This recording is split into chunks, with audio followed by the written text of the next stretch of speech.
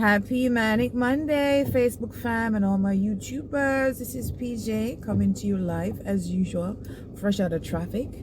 And in the usual SCQ style, we are giving God thanks for life. We're giving God thanks for health. We're giving God thanks for the showers of rain that are pouring out this morning.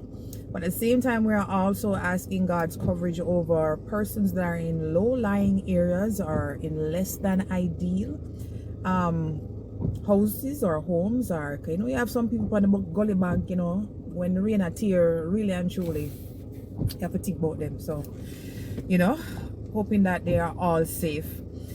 So let's just jump into the schools that were featured in last week's airing of the doubleheader round on Friday. The first of the two matches featured the following schools: St. Mary, Capleton Country, the place of the banana chips, as well as they went up against Meadowbrook High. And the two schools, I definitely have to say, I had them pegged on equal weighting, but this is one of those matches that, every so often after an episode there emerges an individual that would have had cast an indelible mark on me in regards to their performance. And in this case, it was a young lady called Atari. Now, was that an alias? No, it's not. There's actually somebody called Atari. I don't know if her parents were avid lovers of Pac-Man, and but why them really go hard, boy? Yeah, gonna name somebody Atari though, video game. But anyway, she's from Meadowbrook. So what drew me to this young lady was the fact that she's very frisky. She's full of vibes. Very intelligent answers, even if it's wrong, it's not very far from the correct responses. Her agility, her ability to, respond in such a, I don't want to say comical way, but she was answering a question about, the prime numbers, and she started with 2, 3, just watching her facial expression, very entertaining to watch. And bright little, she's like a little fire stick.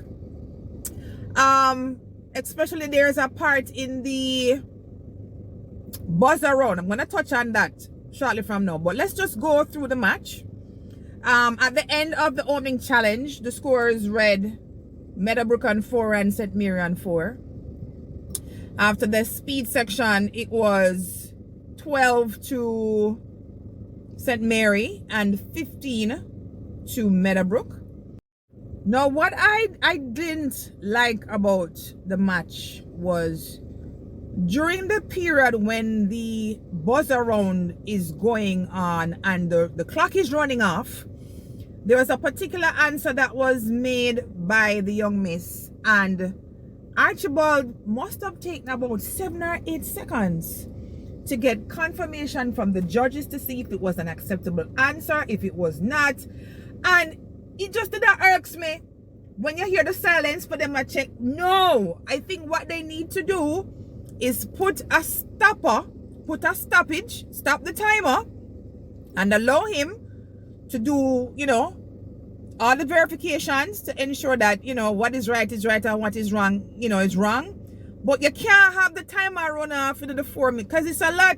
7 to 8 seconds is a lot during a 4-minute segment. So I never appreciate that. So if TVJ can do something about that, me all right. The match was very interesting, guys. It was very interesting because at one point, although the scores that were, I wouldn't say all that great, at one point St. Mary looked like them was going to make a comeback, but them take time, backslide.